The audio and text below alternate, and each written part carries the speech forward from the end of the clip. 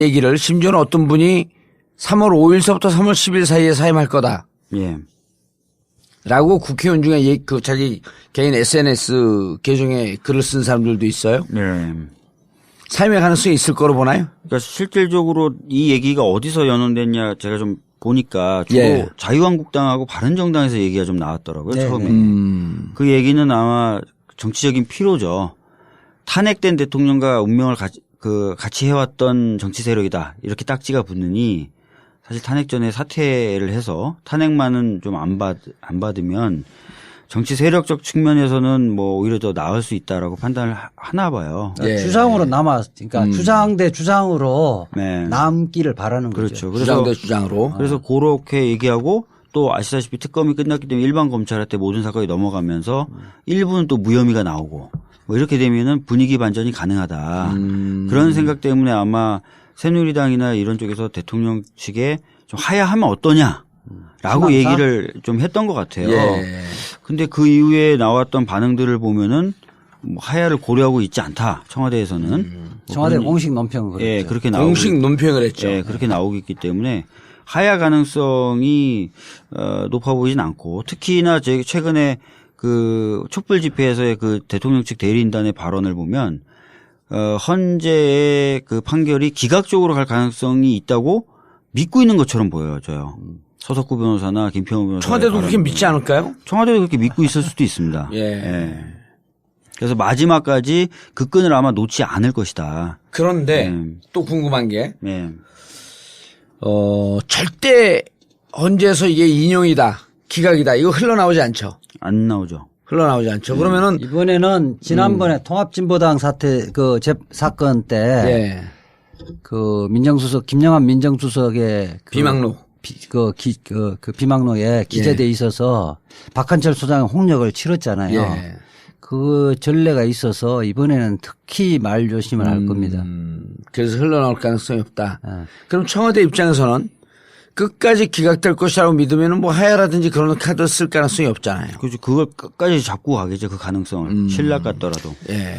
저는 그럼에도 불구하고 이제 뭐 사실은 그 자진 사퇴할 가능성은 그냥 좀 적을 거로 보는데 그럼에도 불구하고 자진 사퇴를 부추기는 사람이 있을 수도 있다. 있죠. 그래서 그런 가능성은 어느 정도 남아 있다. 불씨는 남아 있다고 봐요. 이제 그 논리가 그쪽에서 부추기는 논리는 이거 지금 탄핵 인용될 것이 100%다.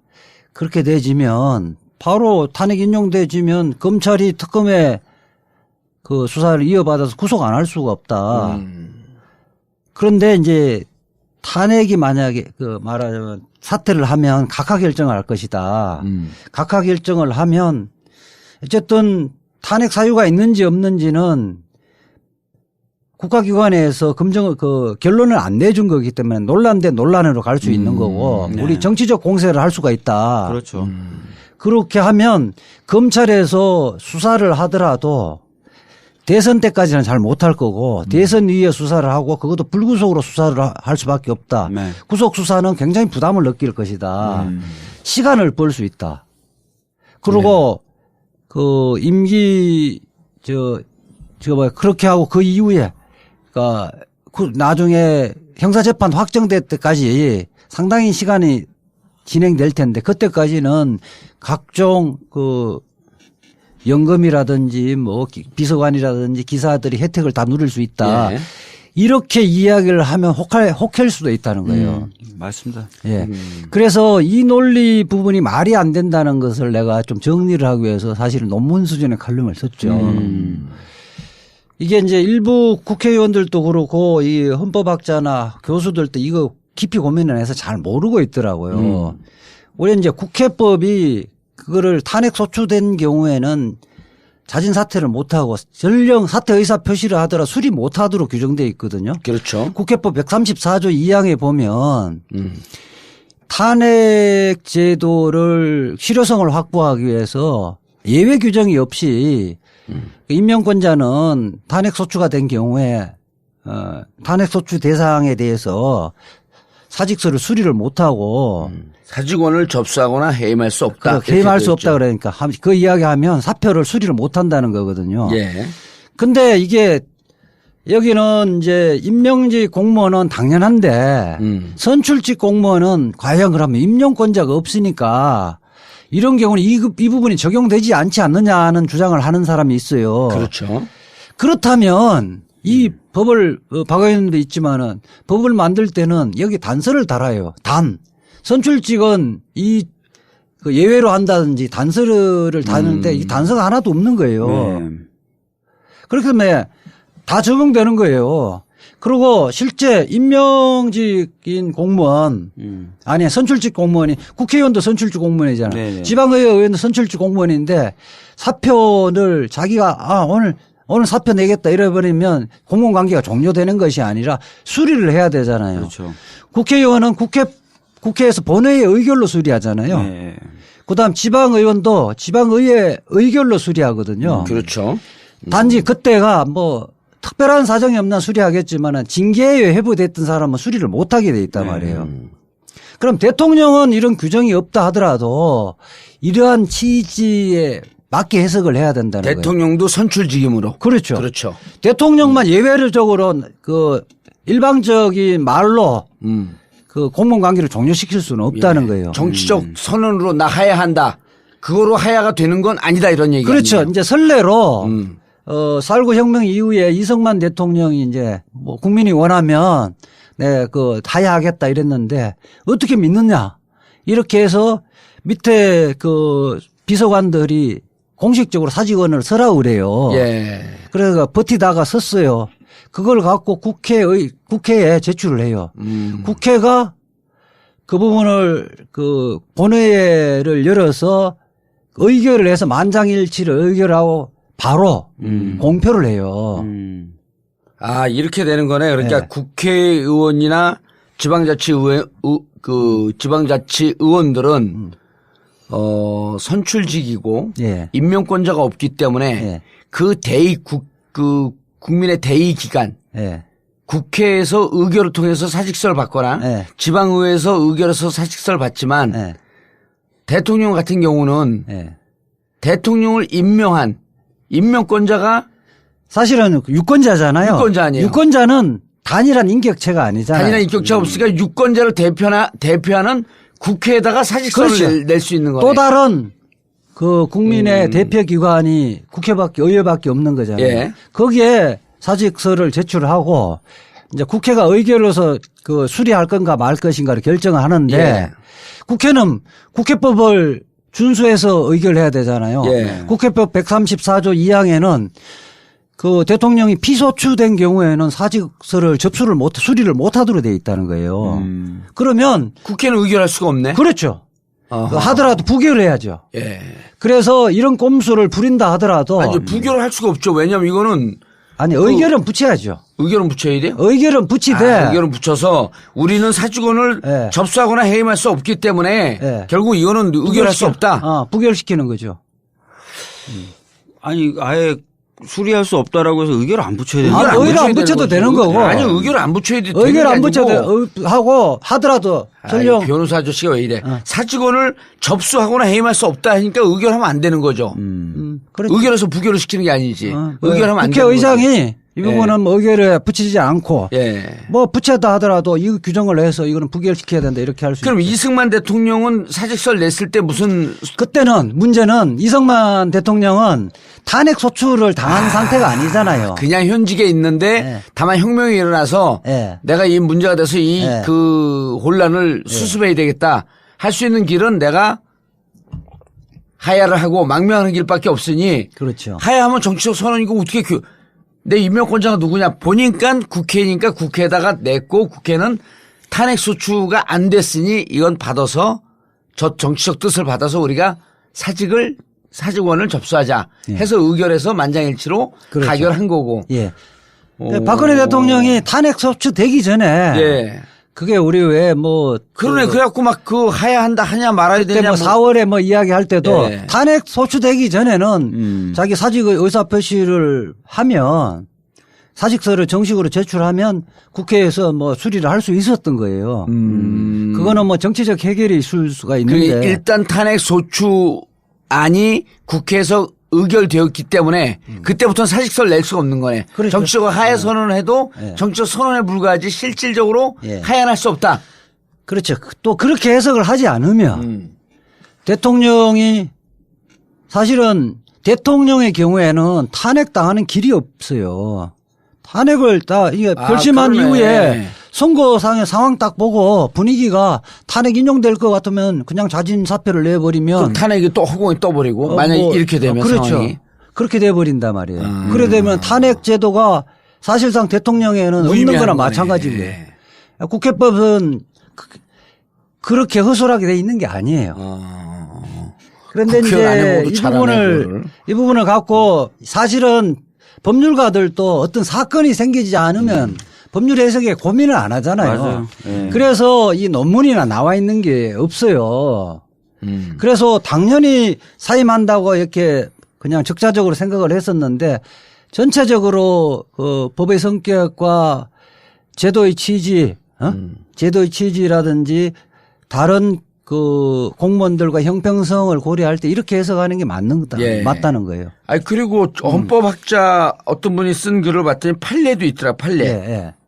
판례가 예. 이것은 이제 교수들이 기본적으로 이제 자진 사퇴를 하면 그 사임을 할 수 있다는 걸 전제해서 이야기하는 거예요. 사임을 한다 하더라도 지금 지금까지는 사임할 수 없는 규정이었는데 예.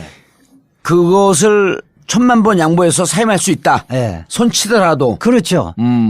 하더라도 또 사임 받아주자 우리가. 예. 어? 탄핵 심판 사건이 이제 결심한 상태고 선고만 남겨놨는데 결론을 내야 된다. 예. 결론을 그 내려야 된다고 한 게 이제 우리 박주민 변호사님이 그 의원님이 변호사 시절에서 우리 차벽과 관련된 그 서울광장을 차벽으로 가로막은 분 헌법소원에서 헌법소원 냈어요? 그래서 네. 위헌 판결을 받았죠. 그래서 이제 이게 사실은 집회는 다 끝났음에도 불구하고 판단을 했잖아요. 그렇죠. 그게 이제 심판 이익이 있다고 판단한 거. 그 박준 그 변호사 시절에 낸 거예요. 예, 그거? 유명한 판결이죠. 위헌 판결 4개나 받았는데. 예. 그게 뭐냐면 그것 때문에 그 4년 임기에 국회의원이 된 거야, 4개.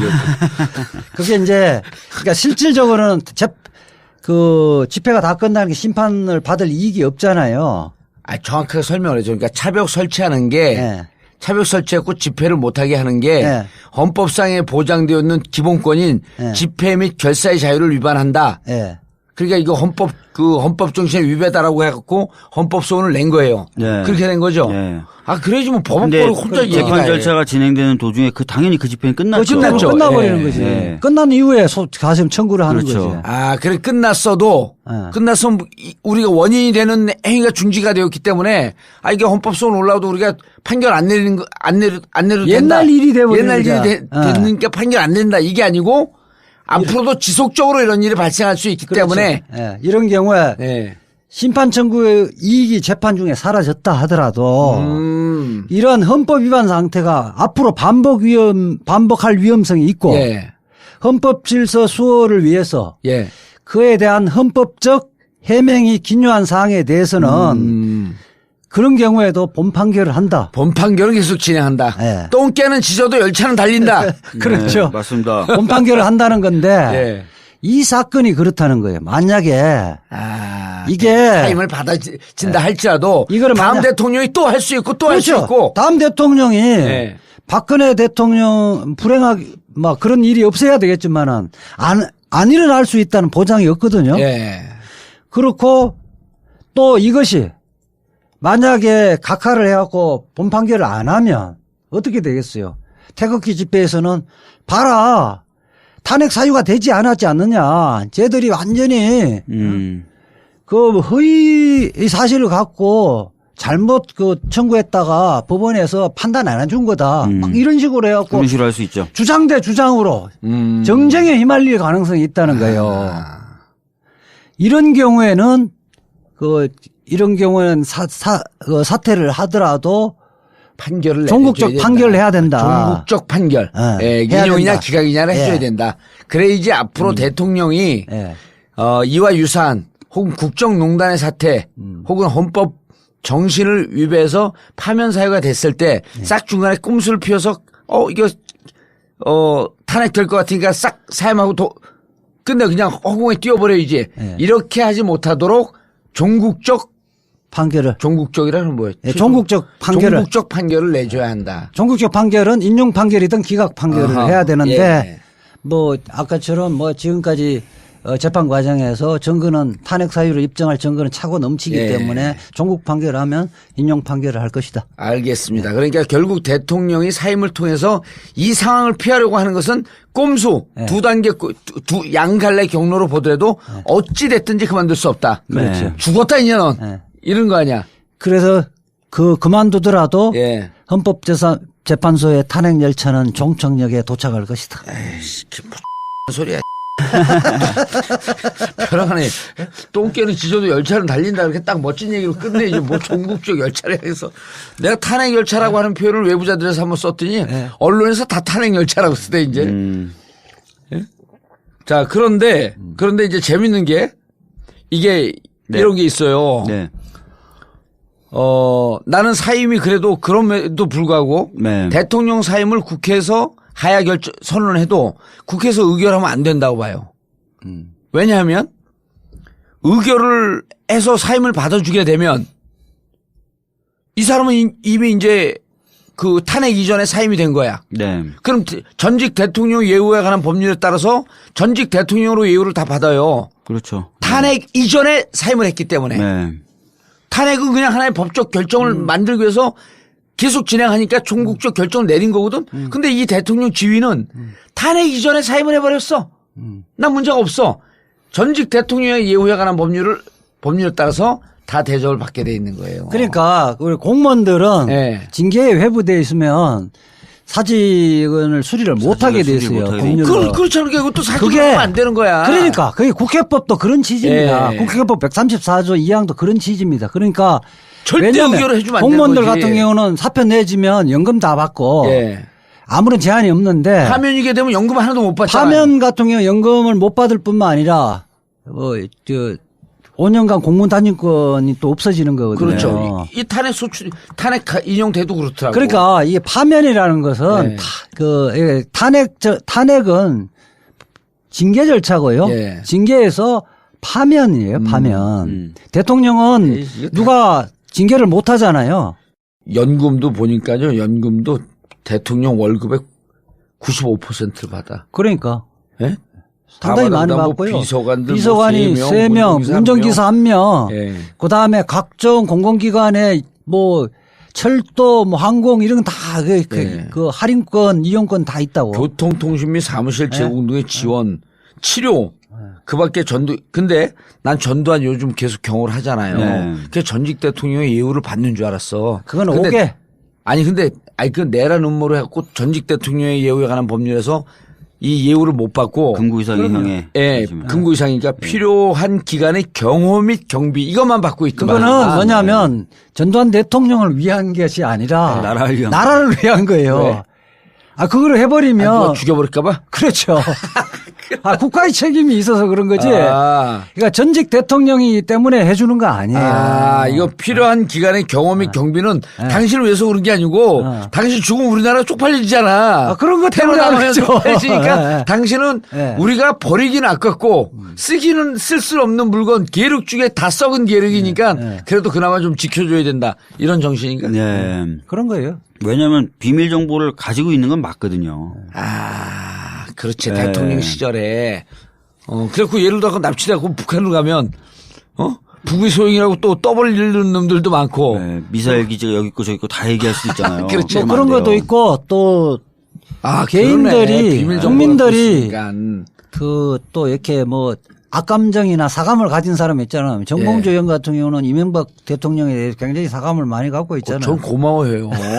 그분이 있어서 저는 엉겹결에 난 원래 정의로운 인간이 아니야. 그냥 좀 이렇게 양아치스럽고 막 노는 거 좋아하고 그러는데. 그러니까 뭐 지나가는 사람들 짱돌 던지거나 물려버릴 수도 있지. 아니 난 이명박 때문에 정의로운 인간이 돼서 고마워해요. 그래서 이명박 대통령은 아직까지 이거 예우를 받고 있는데 전두환 대통령 같은 경우는 전두환 대통령의 머리가 깨지는 것 때문에 무서워서 그런 것이 아니라 그로 인해서 국가가 그 정도까지 치안이 허술하다 이런 소리를 들을까 봐 진짜 이렇게 하는 거죠. 이거 적성국에 납치되면 큰일 나는 거네. 그러니까요.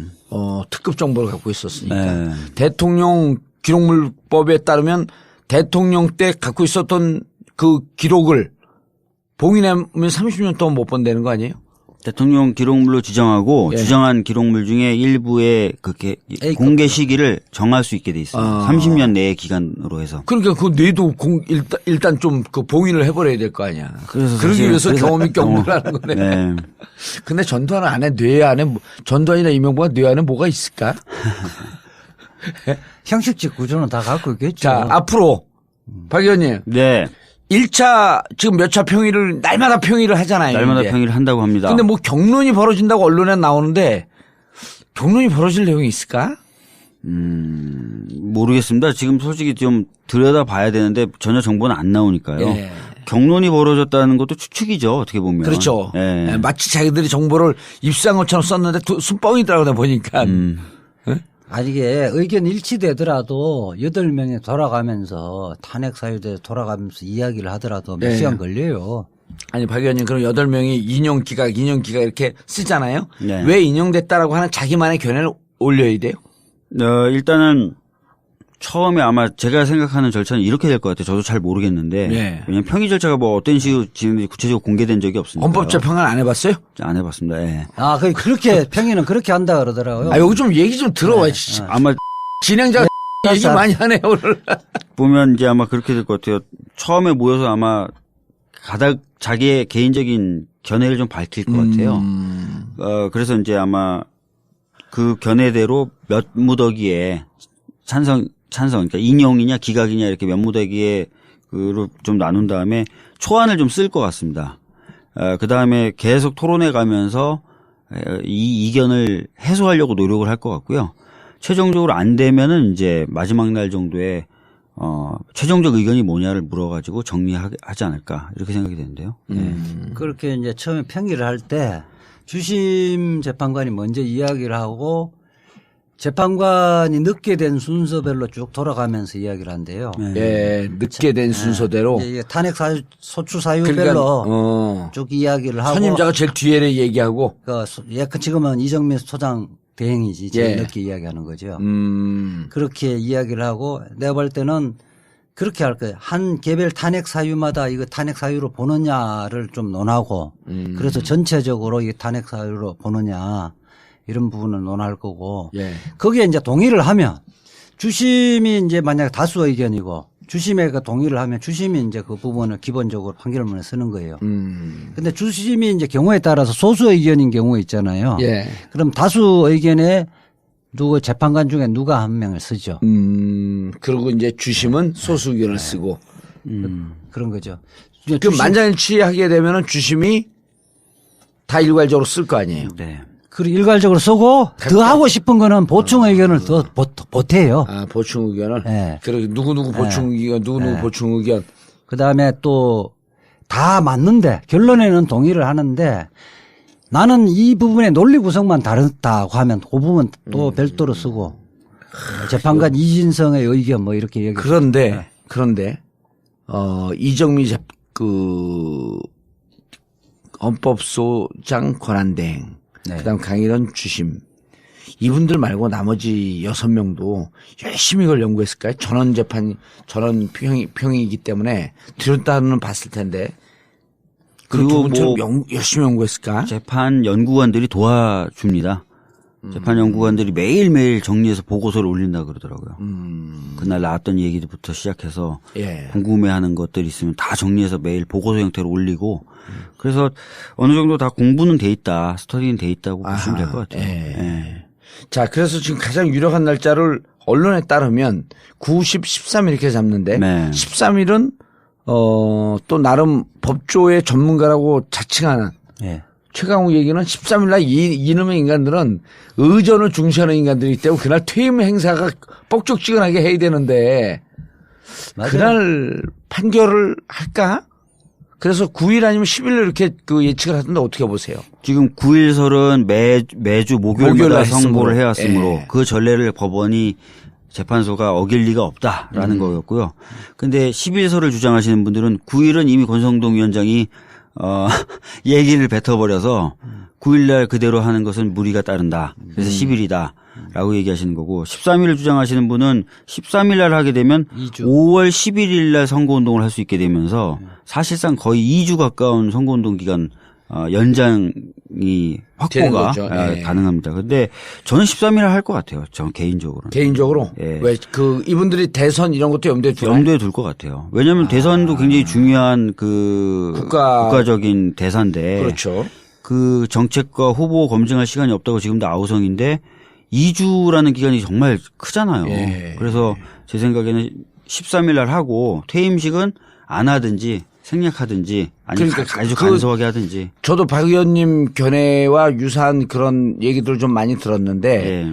이게 헌법재판소장이게 되면 좀 격식을 갖춰갖고 퇴임식을 하는데 그 재판관들 퇴임식은 뭐 전직으로 불러서 이렇게 하지는 않는다 그러더라고요. 네. 그걸 좀 간소하게 하는데 또 이정미 재판관은 정식 소장도 아니고 권한대행이기 때문에 네. 재판관 수준에 준해서 퇴임식을 할 것이다.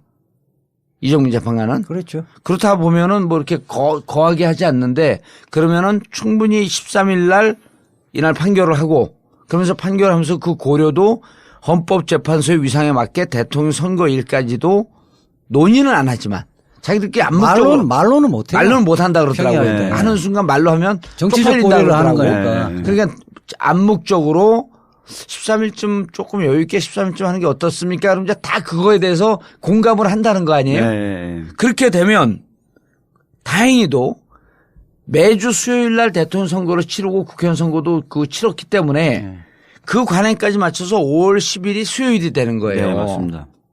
그래서 13일 날 근데 예를 들어 3월 10일 날 하면 5월 10일 날 선거를 못 해요. 그러면 5월 9일이나 이때쯤 해서 선거 관행도 좀 깨지고 또 이 공무원들은 법을 다루는 공무원들은 이 관행을 지키는 걸 무척 소중하게 생각을 하더라고. 그 나는 13일 날 하면은 5월 10일 날 선거일을 잡고 서로 좀 무리 없이 이렇게 가지 않겠느냐. 저도 그렇게 보고 있습니다. 근데 이게 인용이 된다는 조건 하에 그렇잖아요. 당연히 뭐 인용이 네. 되겠죠. 인용은 8대 0인가요? 예, 지금 인용이 이제 3월 13일에 인용 결정이 나오면 8대 0일 가능성이 크다고 보는 저도 거죠. 그렇게 봐요. 혹시 한 명 기각하면 한 명씩 이름을 거꾸로 좀 대보죠. 한 명 사실은 기각하면 기각 조 재판관. 아니 저 기각 판결문을 쓰기는 어려울 거예요. 이게 탄핵 사유 하나 정도가 논란이 되는 정도면 예. 예컨대 세월호 7시간만 돼지면 그거만 딱 탄핵 사유다. 요렇게 돼지면 있는데 예. 뭐 13개 중에 네. 한두 가지는 자기가 탄핵 사유라고 아니라고 볼 여지는 있는데 다 아니라고 보기는 어려워요. 하나만 탄핵 사유에 해당되면 탄핵이 되는 탄핵이죠. 거죠. 예. 그렇기 그런데 때문에 탄핵사유가 지금 4개씩이나 13개가 다 아니라는 거를 자기가 판결문에 자기 이름을 걸고 쓰기는 어렵다는 거예요. 그러니까 억지 주장을, 억지 논리를 펴야 되기 때문에 그거는 뭐 법률가가 합리적인 논리를 써야 되는데 그거는 그렇죠. 쓰기는 어려워. 이분들이 보수적 성향, 이분들이 인명권자 이런 등등에 대한 영향은 이번 탄핵 심판에서는 거의 없을 것이다. 네. 자, 그래서 이제 탄핵이 됩니다. 탄핵 인용이 돼요. 자, 3월 13일로 일단 예상을 해보고 인용이 되고. 네. 그럼 그 다음에 저 탄기국, 태극기 이분들은 어떻게 할까요? 지금 이제 제일 불안한 부분이 그 부분인데 아마 절차의 불공정성이라든지 아니면 탄핵 사건 시작이 내부 고발자들의 어떤 이상한 개인적 이익 때문이었다라고 네. 얘기하면서 결과에 승복을 안 하려고 하겠죠. 그러면서 굉장히 많은 수의 사람들이 계속해서 태극기 집회를 이어갈 가능성이 있고요. 그것을 이제 오히려 또 방조하겠죠. 일부 정치 세력들은 부추기고. 자유당 같은 경우는 그들이 일어나면 일어날수록 자기들 예. 선거운동에 도움이 된다고 볼 텐데. 그런 것을 통해서 아마 대선 전국에서 자기네들이 살아남으려고 하지 않을까. 20% 정도의 지지율을 얻으면 사실상 정치 세력으로는 살아남을 수 있다고 평가를 받지 않습니까? 우리나라에서는. 그래서 그 정도의 정치적 목표 하에 움직이지 않을까. 예, 그 집회를. 근데 실질적으로 무슨 신념이나 이런 게 있는 그룹들이 많지 않기 때문에 급속히 쇠퇴될 것이다라고 보는 저는 쪽도 그렇게 있는데. 봐요. 그러니까 지금은 보면 거기 뭐 핵심 세력들이야 친박 그 핵심 세력 몇 명이 안 되고 예. 대부분의 사람들은 이런 가짜 뉴스를 믿고 지금 오는 사람들이거든요. 그렇죠. 그런데 헌법재판소가 거기 오는 사람은 상당수가 내가 물어보니까 탄핵이 기각될 거로 생각을 하고 있어요. 방청하는 분들이 그게 그 탄핵 탄기국 예, 집회가 나온 사람들 보면 거기 나가서 물어봤어요? 물어보고 또 그 사람들이 거기 막 가봤어요? 가서 이야기해요. 또 우리 헌법재판소에 기자회견하면 네. 우리는 태진행동 쪽 기자회견하고 저쪽에 가면 아줌마들 와서 지금 잘 못 알고 그러신 거라고. 그러고 이거는 다 JTBC가 가짜로 했던 거고 이거 다 허위 사실이 이미 다 밝혀졌기 때문에 우리 쪽으로 오시라고 그렇게 막 이야기를 해. 제가 변호사하고 태진행동에서 기자회견 하려고 그러는데 그건 그렇고 우리 쪽으로 오시라고 그렇게 하는데 또 이지아 변호사는 여자 끌면 약하잖아. 아니 이제 헌법재판소에 가면 예. 내가 정당에서는 1년 재판했기 때문에 거기 직원들이 저를 상당히 인사도 깍다하고 팬들이 있어요. 거기 보호를 많이 해줘요. 그래갖고 우리 전에 기자회견 권영국 변호사가 가려고 했는데 앞에서 방해를 했어요. 뭐 저 가니까 그 두 사람이 그 경위들이 드러내버리더라고요. 변호사님 여기 하시라고 그러면서 자기들 딱 보호를 해주더라고. 근데 하여튼 돌아가서 그걸 보면 헌법재판소의 결정이 공적기관에서 결정이 실제 나버리면요. 그러니까. 그런 그 가짜 뉴스를 갖고 선동하기가 어려워요. 아니 나는 개인적으로 계속 이제 촛불 집회 나가면서 느낀 게 이런 거예요. 만약에 기각이 되면 이 촛불 나온 분들은 가짜 뉴스를 보고 나온 것도 아니고 정말 본인들이 자원해서 그 본인들의 소신으로 나온 분들이기 때문에 만약 기각되면 이 촛불은 폭발을 할 것 같아요. 그런데 저쪽 분들은 특히 가짜 뉴스라든지 왜곡된 종편 이런 걸 보고 나온 분들이 많고 그다음에 이제 또 순수하지 않은 의도를 갖고 나온 분들도 꽤 있고 그러기 때문에 좀 급격하게 사라졌죠. 네, 삭지 않겠냐 이렇게 그리고 보는데. 그게 또 뭐 이른바 정치적 결사체로 진화할 가능성은 전혀 없다고 봐요. 예. 저는 길어야 2주. 길어야죠. 2주. 알겠습니다. 그리고 이제 본격적으로 또 대선 국면으로 넘어가면서 이 탄핵 문제는 사그러들지 않겠느냐. 또 그렇게 돼야 되는 거 아니에요? 저는 이제 대선 탄핵의 목적이 중에 한 부분이 그거지 않습니까? 박근혜 정권을 밀어내고 다른 정권을 좀 맞이하겠다. 그러니까 아마 그런 부분이 있을 텐데 저는 걱정이 몇 번 말씀드렸지만 정권 교체가 되더라도 분명히 87년에 준한 이 광장의 열망은 있을 겁니다. 예. 아마 또 그 힘으로 정권 교체가 될 거고요. 정권 교체가 된다면. 근데 이 87년 정도의 이 뜨거운 열기를 김상조 교수님이 하신 얘기인데 지금 현재 우리나라 경제 수준은 유례를 찾아볼 수 없는 혹한기라는 거예요. 그렇죠. 이 뜨거운 열망과 이 혹한기 사이에서의 이 차이 개혁 입법을 또 못 해내고 경제적으로는 더 어려워지고 그리고 반대하는 저 보수 수구 세력에 끌려가고 예. 그래서 정권 초기가 굉장히 혼란스럽고 어려울 것이다. 김상조 교수. 예. 근데 그 측면도 있지만 정권 교체 교체를 해서 이제 얼마만큼 적폐를 청산하느냐가 예. 이제 문제지만 또 하나는 우리 역사가 바로 서려면 이른바 국정농단하고 범죄를 저지르면 죄지은 처벌이 돼야 되기 때문에 그렇죠. 예. 박근혜 대통령이 구속 수사를 해서 사실 죄지은 법원 판결을 받고 예. 저는 누가 대통령이 되더라도 바로 판결에 잉크도 마르기 전에 사면을 해주면 그건 안 되죠. 그거는 안 그리고 된다. 다시 우리는 퇴진 운동을 해야 될 것 같아요. 저는 그래서 국회에 부탁드리고 싶은 게 이번에 박영수 특검이 짧은 기간 안에 그 혁혁한 성과를 냈잖아요. 근데 그 물이 떠오른 빙산의 일각만 손을 댔단 말이에요. 네, 그 30% 정도라고 평가했죠. 네. 그렇죠. 그 근본적인 뿌리를 못 그런데 나머지 70%가 더 깊은 뿌리란 말이에요. 네. 잘 안 뽑히는 뿌리. 그래서 저는 불가피하게 지금 검찰로 넘어갔지만 이 박근혜 최순실 게이트 특검 2기가 들어가야 될 것 같아요. 그래서 지난번에 박주민 의원이 낸 그 개정안 그게 국회에서 어떤 식으로든지 간에 만약에 새누리당이 그러니까 그 자유한국당이 반대하면 바른정당까지 설득을 해갖고 제2기 특검이 출범을 해야지 그래야지 새로 들어서는 정권이 부담이 좀 줄어들겠다. 그건 왜냐면 맞습니다. 조금씩 나눠줘야 되거든요. 네. 그걸 정권이 혼자 다 알아서 하라면서 검찰 시키고 근데 검찰 내부에서 또 반동 세력들이 있을 거란 말이죠. 왜냐하면 검찰을 수사해야 돼요. 우병우 라인을 수사를 못했던 이유 중에 하나가 그러면 검찰을 수사를 제대로 검찰과 못했기 법무부를 때문에. 법무부가 다 협력자들이잖아요. 예. 아니 그래서 이런 거예요. 지난번에 그 우병우 때도 우병우로 수사해야 되는 가장 큰 것 중에 하나가 정윤회 국정농단 사태 때 이 비선 실세의 국정농단을 수사를 해야 되는데 그게 우병우가 그거를 자료 유출 사건으로 둔갑을 시켰잖아요. 네. 그러면서 바로 정윤회가 출판물에 의한 명예훼손으로 고발을 했단 말이에요. 예? 맞습니다. 그 출판물에 의한 명예훼손 고발을 하니까 그거만 했죠. 그 내부 특수부 이런 데서 이게 명예훼손이 아닐 수도 있는데 그래갖고 정윤회 압수수색을 하려니까 막은 거 아니에요? 뭐 그럼 그때 그런 당시 일이 있었죠. 막았다는 거예요? 그럼 그때 당시 이걸 막은 세력들이 누구냐? 그럼 법무부 압수수색 들어가야죠?